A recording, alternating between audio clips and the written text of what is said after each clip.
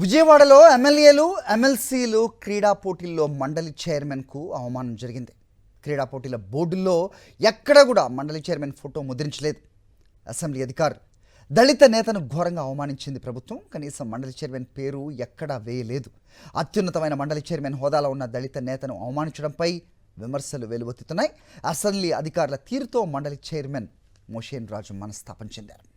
విజయవాడలో ఎమ్మెల్యేలు ఎమ్మెల్సీలు క్రీడా పోటీల్లో మండలి చైర్మన్కు అవమానం జరిగింది. క్రీడా పోటీల బోర్డుల్లో ఎక్కడ కూడా మండలి చైర్మన్ ఫోటో ముద్రించలేదు.